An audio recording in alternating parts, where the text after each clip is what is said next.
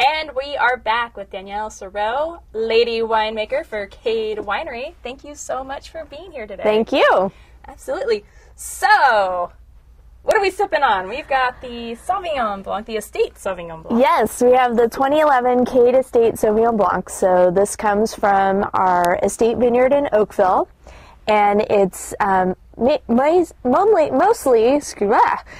Blanc, 77% Sauvignon Blanc, 13% Viognier, and then 10% Semillon, all from our estate there. The beauty of this wine is that we do a couple of different fermentation techniques. So we're fermenting in French oak barrels, in cigar barrels, which are slightly larger and kind of oblong in shape, and also using concrete egg fermentation tanks. So about 13% of the wine was fermented in these concrete eggs, and all those different big Easter eggs. Yeah, they're like big gray Easter eggs. We should paint them. Yes, maybe. Yeah, that's a good idea. Absolutely. So I don't think my boss would like that, but anyway, all these different fermentation vessels, if you will, give the wine a lot of character and complexity. So the barrel portion will give some richness and creaminess to the Sauvignon Blanc. The concrete egg is almost the polar opposite. It's more mineral and lean. And then blending those two together, you get this really nice depth and complexity in the wine. So trying to showcase Sauvignon Blanc with pretty floral and grapefruit and citrus character with a nice kind of creamy texture and a nice acidity and vibrancy on the end. I think like kind of that grassy greenness in there. Yeah. You know, fruit. It's like, exactly. Oh, there it is. So, and then blending the Viognier and the Semillon in also just gives it more depth and flavors. The Viognier is more kind of floral and honeydew melon, and it's more viscous. And the Semillon is very like crisp green apple and doesn't have a lot of viscosity, so it's kind of lean and mean. So that's why it's such a pleasure to kind of work with those three varietals for this wine. Fun. Yeah. Well done. Thank you. Digging it. Thanking you. And I know we're starting to get some chatter coming in from our bloggers, so I'm going to quickly kind of scan through. And I want to say thank you to everybody who's joining us today. I know we have Nikki McNeil from Single Bubble Pop, Helen Jane Hearn, who is here with us today in the back. Say hello. There she is. That's awesome. And we have Dazelle Quillen from My Vine Spot. So sorry, I'm still a little tired from being on the road for 2 weeks. And who else do we have?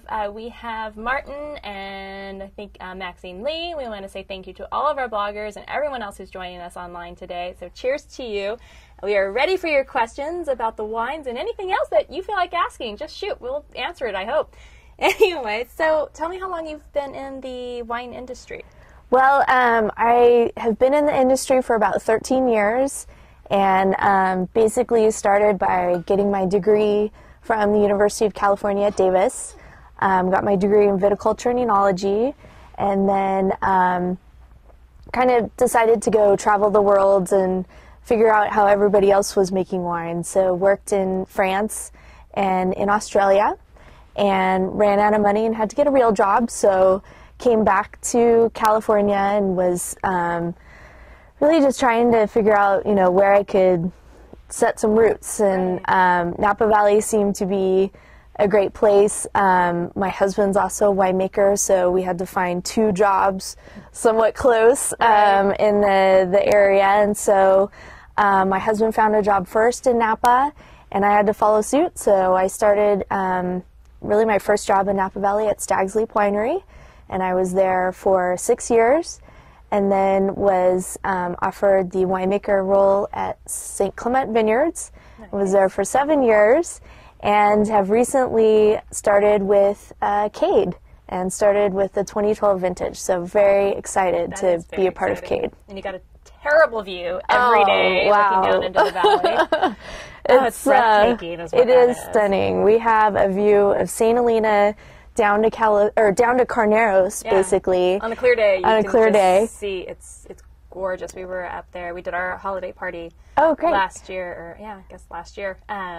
and it was just crystal clear, but it was dark, and you just saw the lights all the way out. It was just truly amazing. It's stunning. And early in the morning when you get there, when I arrive to work, we see the hot air balloons, and it's really stunning. You can just count them all the way down the valley, and it's picturesque. I have a lot of photos of the view on my iPhone, so it's truly, I mean, I never get tired of seeing it. Every time I come up, I'm like, oh, this is nice. Yeah. This is very nice. So what inspired you to become a winemaker? You woke up one day and said, I'm going to go to Davis and I'm going to become a winemaker. I'm pretty sure that's not how it went. No, I really fell into it. I don't think my parents ever expected me to be in this field. I certainly wasn't running around as a 5-year-old going, I want to be a winemaker, but I really fell into it. I went to Davis thinking I was going to be a physical therapist, and found that my freshman year they offered a class called Introduction to Wine, and I took the class, fell in love with it, changed my major, here I am. And when I called up my parents and said, yeah, I want to be in this wine program, what do you think? They're like, great.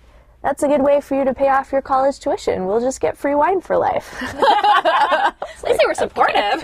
Very supportive, very supportive. Is very cool. But we do have a couple of questions starting to come in from Flawless Crowns. Martin, he asks, for people who don't eat meat, what do we got? Other than pork, what lean meat would you suggest for this? Well, I love Sauvignon Blanc with fish and ceviche kind of things. I even just like it, with a nice flatbread with cheese and olive oil and fresh tomatoes or something like that. This wine can go well with spicy and with sweet too, because there's enough acidity in this wine that it can kind of overcome some bolder flavors, if you will. Nice. But I'll drink a lovely glass of wine with just anything. So wine, food, yes, why exactly. I think the fun part about it is just trying different combinations. Because you never know. I always, I know our audience is pretty familiar with me. I come up with some of those off the wall pairings. It's just like, I've got the wine. What else do we have? Okay, sure. Yeah. Pop-Tarts, why not? Exactly. Who knew? But yeah, I think, it is all about experimenting.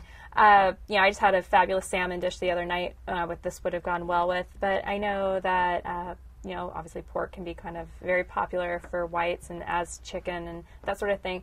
But I would go vegetarian, very Mediterranean. You can go into, the spicy, vegetable dishes and braises, and really have a lot of fun with this one. Yeah. Do a little quinoa or some. Oh yeah, quinoa. Quinoa, couscous. Yeah. Oh yes, please. Some pepper. Good pasta dish. Actually, a nice spicy gazpacho. Mm-hmm. Oh yeah, that would be delicious. That would be really good. So very cool. Good suggestions. Chinese chicken salad. Chinese chicken salad. At cellar temp, 55 degrees. The texture, barrel accents, and underlying mineral notes are emerging in the Sauvignon Blanc. So thank you. Very good. Comes from Giselle, and Helen Jane has a crush on Danielle. Good to know. Now I'm really blushing. I was blushing before with the wine, but now I'm really blushing. So you became a winemaker. You changed your major. You became a winemaker. You started falling in love with wine. You traveled the world. Why Napa? Why did you come to Napa Valley? I mean, other than it was probably a job posting, but there had to be something to make it stick.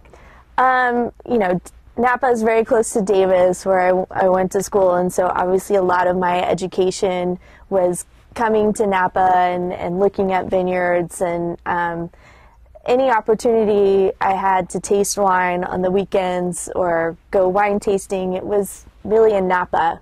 And I did a couple of internships while I was still working towards my degree, one at Artesa and another at Schramsberg. Two very great properties. Two fantastic properties. And sparkling wine. If I wasn't doing red wine or Sauvignon Blanc for CADE, I would be making sparkling wine. Girl after my own heart. So, yeah. So I had such great experiences at both of those properties in Napa that I really wanted to be in Napa. Great place to live, great restaurants, fantastic wines. but it was really just luck that I was able to get a job and stay here. So, yeah, very fortunate, very lucky. And so when you're not making wine and you're not at the winery and you're not checking grapes and going through all those fun things, what do you do in your spare time? What's your favorite thing to do? Is your hobby or... Well, my other passion is skiing. I'm an avid snow skier. Awesome. I love skiing. You know, it was kind of like in college, you have this choice. Be a ski bum or get a degree, you know? And one sounds way more fun than the other. So I basically went to Davis because it was close to Tahoe. Brilliant choice. That's the truth. And proximity based. Yeah, proximity there we go. based. And so I did ski patrol while I was in college, and you know, found out that wasn't quite the right path for me. And but I love skiing, and in the summer, river rafting and camping and hiking with my husband. So, and of course, gardening. We've got a great garden because you got to grow your own food. Gotta do it. You know, So we roll in wine country. Exactly. We had this bounty of tomatoes in our garden last year, and so we got into canning and tomato sauce and salsa and you know, whatever we could put in a jar, we tried. Nice. So we have been bestowed Meyer lemons. So I've been coming with all kinds of ways to preserve Meyer lemons. Yeah. So that's been our thing. It looks like we've got some more feedback coming through. Does Danielle have a preferred cheese to pair with the wines? And we're on the Sauvignon Blanc right now, so... Yes. Anything with truffle. You know, have you ever had like truffle cheese? Yes. We had Bee Cellars here a few weeks ago, and they had the whole truffle... Oh my God. It was so good. It's so delicious. They had a truffle honey. Oh. And so you could add truffle to any cheese, There which you was go. great. Yeah. That was pretty cool. Yeah. And I would say even like the stinky creamy cheeses are good too, the camemberts and the bries, because it'll bring out even more of the fruit kind of characteristics when you have kind of those stinky... Yeah, the kind of juxtaposition of flavors. Exactly. That is so cool. Yummo. What else? So, ski bum. I am proud to say that I got back on my snowboard for the first time in a long time this year, and I did finally get on the lift, and I did actually do it by myself after 2 days. So I'm very proud of that, everyone. And I didn't break anything, and I stayed on my board, and I almost looked like I knew what I was doing. Perfect. But it is such a fun sport, and wine is a big part of ski lifestyle, which is pretty cool. Well, you know, you work hard, you burn a lot of calories on the slopes, you're cold, you're moving a lot, and the best part of the day is when you roll into the lodge, you know, 3 or 4 o'clock, the fireplace is going, and you have a glass of wine. Exactly. Curl up and you get cozy. That is the best. Like, start off really early, you're like, ooh, 19 degrees. Yes. Awesome. But... best part is taking the boots off, then a glass. The boots off. Boots off, unstrap. That is so cool. And sting. So we got skiing, we got it all. But that's a great option, pairing, because you have winters off for the most part. I mean, you're still working. It's not like harvest or anything like that, where it's like, forget it. You're not going to see me for weeks upon weeks. Yeah, December, January is really a slower time at the winery. We're putting the wines to bed. They're in barrel, they're done fermenting. And so once we kind of get them tucked away in the cellar, then I can take off. For a little while. Yeah, and go enjoy. So winter is really when I do most of my traveling, because the rest of the year it's getting ready for blending and bottling. We have to empty the cellar to make room for the next vintage. And then in the summer, it's really starting to hit vineyards and very busy, starting to taste fruit and figure out when we're gonna pick grapes. Exactly. So and then once that happens, then I'm stuck at the winery. Sayonara, Danielle. So, yeah. See you in the fall. So or later in the you fall. won't see me in the fall, but I'll see you, around Thanksgiving or so.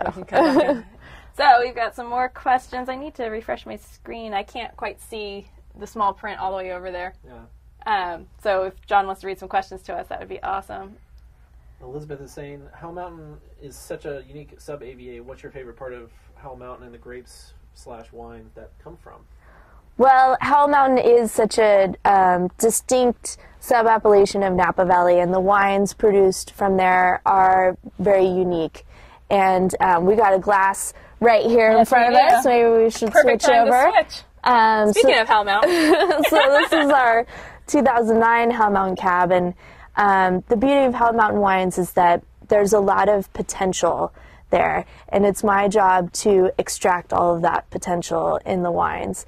And Howell Mountain fruit is very, or at least Cab, is very red fruit driven. It's very strawberry and cherry and raspberry. And once you get that wine in a little bit of oak, you know, you get some of the vanilla and clove and brown spice characters. But what I think is unique to Howell Mountain is the texture and the weight of those wines. They're big and they're bold and they stand out. I am a Cabernet. Absolutely. And I am here. Absolutely. I am on your table. So, yeah. Now what you got to do about it? So they really have a presence in the glass, and they have a presence, you know, when you taste it, they hold up really well to food. And I never feel like I can't just open a glass of the CADE Howell Mountain or a bottle when I have company and pair it with whatever, you know, big, bold food that I might be preparing that night, and know that the wine is going to stand up to the food and everybody's going to be happy with it. That's so awesome. So, so speaking of, I know one of our favorite things everyone loves to hear about pairings. So what's your kind of go-to? Like, you're entertaining, you have no time. What's your go-to dish and with this wine? You know, anything on the grill, you know, whether it's a more oily fish like salmon, or if you got a steak or something that you're doing on the grill, a little bit of that smoky character from the grill, I think helps pull this out. And then, you know, I love just a big plate of veggies, grilled veggies with a simple balsamic vinaigrette, something like that. And to me, that's perfection. You're like, ta-da! There it is! Voila! Yeah. I think there's nothing simpler than grilling. And I know. We do it all the time, and I have perfected my blueberry bourbon barbecue sauce with smoked ribs. Yes, we'll have to do this again very soon. But there's just something, it's just awesome. Yeah. And you're outside, and the smell of the grill, it's just, there's really not much else that's better than that. And I am really, really enjoying this particular wine. Good, thank you. And what do we got? I definitely smell the boldness before I even taste the Howell Mountain Cabernet. And well, just to mention as well, the CADE tasting room is located up on Howell Mountain. It's Howell Mountain Road. Just before you get to the College of Angwin, we're at 360 Howell Mountain Road. And we have a fantastic view of the valley, like we were talking about. We are open daily, but you need to make an appointment with us. So and they can book that appointment online. Yes, they of can. Course. On cellarpass.com. Of course, you can also go to the winery's website and view their options and book there as well. It's pretty easy stuff. I do want to get a couple more questions in here. Nikki McNeil, like I said, she definitely smells the boldness in the Howell Mountain Cabernet before she can even taste it, which is awesome. And my vine spot, I noticed the closures match the style of your wines, and I like that. Very cool, very observant. And what else we have? I just saw something else on here, but I lost track of it. Howell Mountain, oh, that's what it was. Refreshing. Stick with me, peeps. I got this. Would like to hear some more about what you do in the winery to make the Cabernet Sauvignon powerful yet accessible. Well, that's the trick of the trade, I guess, and especially up on Howell Mountain. We're working with so much potential tannin and so much kind of boldness in the grape that I have to show a little bit of restraint in the winery. So what we do is when I decide to pick the grapes, bring them in, and we do a very short, fast, hot fermentation. So I'm actually fermenting the grapes at higher temperatures than I would for fruit that maybe comes from the valley floor that doesn't have as much tannin potential. So how do you fermented at a higher temperature? This is all new to me. So.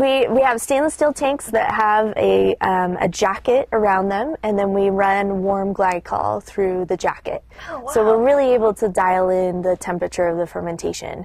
And then we allow the yeast when they're fermenting and converting sugar into alcohol, they actually generate some heat.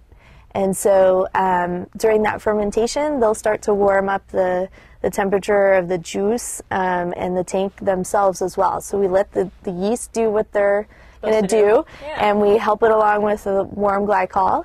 And constantly tasting the juice as it's fermenting, but usually I'm pressing that juice sweet when it's still sweet. So it's sometimes hard to taste how big the wine is going to be when it's still there. Yeah, exactly. Still grape juice. So we use a lab to help us have a lens into the wine because we can't taste tannin when it's sweet. Okay. But then we've also developed kind of a protocol that works for us where we're pressing off the juice at around 5 or 6 bricks. And that allows us to get the juice away from the skins and seeds that are giving us tannin and make that wine a little bit more approachable and rounded in tannin rather than just hard and grippy, which is what we don't want. Yeah, you don't want to be so hot and just in your face that you're like, yeah, that's all right. Yeah, exactly. The last thing you want to see is a glass of wine get swept to the side. It's like child abuse. It's terrible. So know is what you're this a doing. drink now wine, or what would you say, lay it down? Or? Well, I think this wine has both elements, and it's all about what you like. So if you like your wines a little bit softer and more rounded, then go ahead and age this wine for a couple of years. But if you're like me, where I kind of enjoy bigger, bolder wines, and I taste a lot of them in my day-to-day job. Right. So I taste wines very young. And I like wines that are more vibrant and fruit-forward, so then I'll drink it on the younger side. But I certainly, I'm going to lay down a few of these bottles in my cellar. You want to see how they, develop over time, too. Exactly. And I think that's part of the curiosity and the experiment of wine in general. It's like you kind of always like, well, I wonder what this would be like in 2 years, 5 years. Exactly. And, I always say if you find, especially in the Cabernets, if you find something you really like and you're like, wow, and it does have that kind of bold presence, get a couple of bottles. Have one now, have one in a couple of years. Don't wait for a particular special date because it's never going to happen. But like later on, you're like, oh yeah, there's that wine. Go grab it and drink it. It's fabulous on Tuesday night. It doesn't matter. Yeah, exactly. Good philosophy. Exactly. If you wait for that special time, it ain't going to happen. Do you have a wine club? I think the answer is yes, you have a wine club. Yes, we have a membership opportunity, and so with this membership, you are the first to basically have access to the CADE wines and the first opportunity to purchase them before anybody else does. And then, of course, you're invited to our events and release parties. All the fun. And all the fun, absolutely, up at CADE. So all that information can be found online on our website, CadeWinery.com. Easy peasy. Definitely got some more questions coming through and some comments. Howell Mountain Fruit. Tell me more. Tell me more. And I love, Nikki McNeil says, I love that the winery is LEED certified. Can you tell us more about it? Actually, that's a really good question. It's something we should really focus on because you guys are definitely one of, if not the first gold certified, LEED certified winery in Napa Valley. So how did that come to be and why is that? And well, explain. I know. Well, when we started this whole project, Gavin Newsom and Gordon Getty said, who are the owners of the Plumpjack Group and CADE, they kind of said, hey, we want to be in Napa Valley making great wine, growing great grapes for generations to come. And how do we do that? And how do we make sure that we're doing this in the right way? And to them, the right way was doing a LEED certified green building, which is basically most environmentally friendly construction you can do. So all of the building materials for the tasting room and winery are recycled materials. The carbon footprint that we're kind of putting out there is monitored so that when we buy the faucet that goes to the sink and the cardboard box that it comes in, we make sure that that cardboard box gets recycled. Nice. So that we're not just, putting more waste into the landfill. So just very mindful about everything that's going on. Exactly. We have solar panels on our roof, so that we're generating energy as well. Really every aspect of the design and the building materials was about how can we do this with the least amount of impact on the environment. And to me, that just makes sense well, right now. It's very responsible, and it totally makes sense. And I know that most of us appreciate it, especially if we plan on being here a while. Yeah. And if you have children, you start thinking about that. And you're like, oh my gosh, what's going to happen? And we need to take care of our land. We have a responsibility to do so and be able to hand it down. You're saying for generations, and to not impact it negatively. And I think that's one of the greatest things when you start seeing all the the LEED certified properties spring up, and organic and sustainable and biodynamic and all these terms, and people are like, what? Huh? I don't understand. Right. But it's just really important to know that it's really being responsible to the land, giving back, and not trying to impact it negatively, and keep it there so that you have the longevity of the vines. And I was listening to someone speak yesterday, and they're talking about a lot of the vines you sometimes don't even make it to 14 to 15 years anymore, and a lot of it has to do with just kind of speeding up growing practices and chemicals and everything. And then but you look at it like vines should be 100 years old, not 15. Like they're babies. You don't even get fruit off these things till they're 5, and you just cut its lifespan in by a quarter, and you start seeing the more responsibly farmed properties and the organic and everything. Then they've got they're banking on this for like 40, 50 years, and that to me is like that makes sense, because 25 years is where it's at. You want those mature grapes, you want to get that the terroir and all the minerals and everything that's coming out of the earth. You haven't even touched it at 14 years old. It's crazy. So, what's the price points on these? Yes. Price points on these. Oh, so the CADE Hell Mountain Cab is $80 a bottle. The Estate Sauvignon Blanc is $46. Nice. So we make a couple other wines, of course, as well, which you can check out online. Absolutely. You have another Sauvignon Blanc, too, correct? We do. We have a Napa Valley Sauvignon Blanc, which we just released the 2012 vintage. Yay! Is that yours? That's mine. Oh, yay! That is one of my favorites. So very exciting to have my first wine for CADE kind of hit the market. And we also do a Napa Valley Cab and an Estate Hell Mountain Cab, which is from our vineyards right at the winery there. So very cool. Very cool. Well, we're gonna grab some questions and kind of give any feedback, and then we'll be wrapping up here shortly. Okay. But we do have some questions and all kinds of pretty little icons coming in their questions, which means I think everyone's happy. Good. Let's see. Nikki McNeil built their facility, think of generations to come, and absolutely loves that. My Vine Spot says nice depth and purity of the fruit and the focus on this cab, definitely with a nicely developed backbone. So that's a great compliment. That's huge. Great. And so I know that they're definitely loving the wines. Thank you. Helen Jane asks, fun question, favorite wine accessory? Do you have any? Favorite wine accessory? Love it. How about those teeth whitening things, like the little white things? Because I'm, 3 sips in and my teeth are black, so, I'll go to the grocery store and I'm like, hi, and they look at me like, what is this lady, old hag with her black teeth, purple teeth? So yeah, those little white strip things are good. Brilliant. I love it. Gets the purple off your lips, and it's definitely a godsend. So cool. Or, I have my own collection of the, wine glass holders that you can kind of tie around your neck, so when you're at tastings or something, you don't have to hold the glass. That so many times. I'm like, I'm not so sure about that, but okay, I get the point. It works. It helps. Hands free, so you can have 2 glasses in your hands. But then you could just get, the beer hat, make it a wine hat, and just have your straw. That too. I haven't gone down that path. I thought it was slightly more sophisticated with the necklace thing, but you know. Awesome. We're going to get to description fiction in just a second, but we do have a couple more questions from our bloggers. Questions. Flawless Crowns asks, if gifting this wine for a novice, would you go with the new for boldness or aged for subtlety? Say that 3 times fast.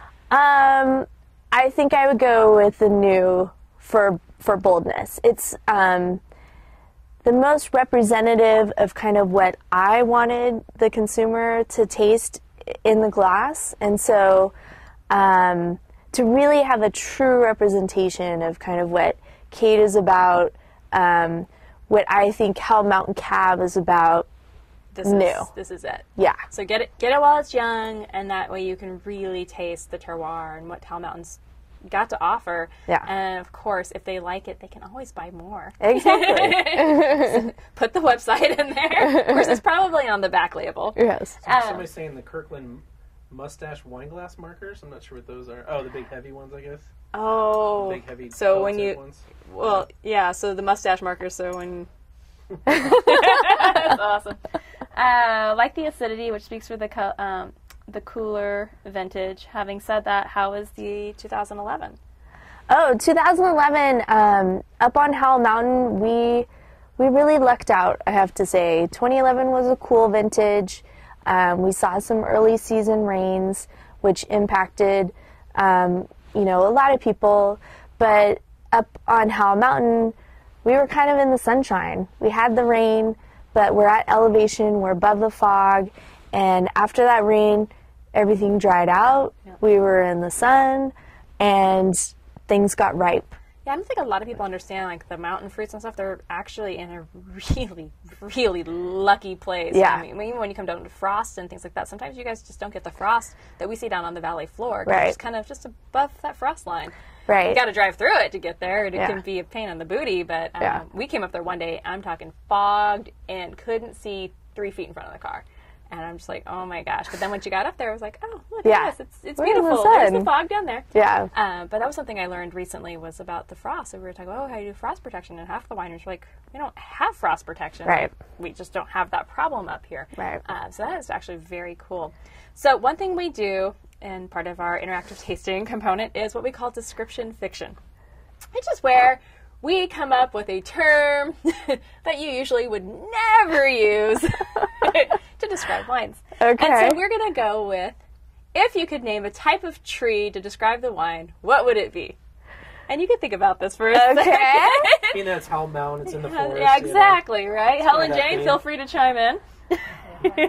Wow, I feel like I should have paid attention more. I know, we didn't give you notes on this. In my plant biology class. So, I'm trying to think of a tree to describe this, but like, I guess the first thing that comes to mind would be like a cherry blossom tree. You know, they have these beautiful kind of red aromatics, and I just think of cherries, and then there's that floral note, and then once you get the fruit, right, you can eat that, and I don't know. Sweet finish at the end, but you kind of have that pop of the floral, and you're like, oh, it's so pretty, and it's so gorgeous, and it just kind of makes you kind of go, wow. And then as the flowers kind of fall off, you have fruit, and you have this beautiful tree that just gives you shade and comfort, and it's amazing. There you go. The end. Awesome, I like that. Good. Okay. Helen Jane, tree of choice. Tree of choice. Tree of choice to describe the wine. What would you say? And can't raspberries grow on trees? Yeah, I'm sure they could. Can raspberries grow on trees? Raspberry tree. That's a raspberry tree. Yeah. Well, and what I love about the Howell Mountain fruit is that it's challenging, and so I think that makes something that's more complex, just like with people. And raspberry bushes are challenging, and so that's how you get that complex wine. So Helen Jane's going with the raspberry because raspberry the fruit is complex like people, and raspberry bushes are complex, and that is what really would best describe this particular wine. And I think that is actually very, very true, no doubt. We do have some more comments coming in. One question is, what's the production totals on this 2009? We are, let's see, about 4,000 cases of the 2009. That's a fair amount, not too much. Yeah, and then the Estate Sauvignon Blanc, we only make 300 cases. Yeah, I of know, that. it sells out pretty fast, Yeah. as does the Napa Valley. Right. Yeah, it's like, gone. Just kidding. It was there. Now it's not. If this wine was a rock star, past or present, who would it be and why? We're going to save that one for next week, which would actually be very fitting. Bring them on. I've had wonderful experiences with CADE Winery and all the wines, you know, from Cellar Pass. So thank you all so much for joining us. Tune in next week where we will have John Anthony Vineyards. And you know what? We will get back to the rockstar question. That will be our description fiction for next week. Thank you all so much for tuning in, and we look forward to seeing you next week. Cheers. Cheers.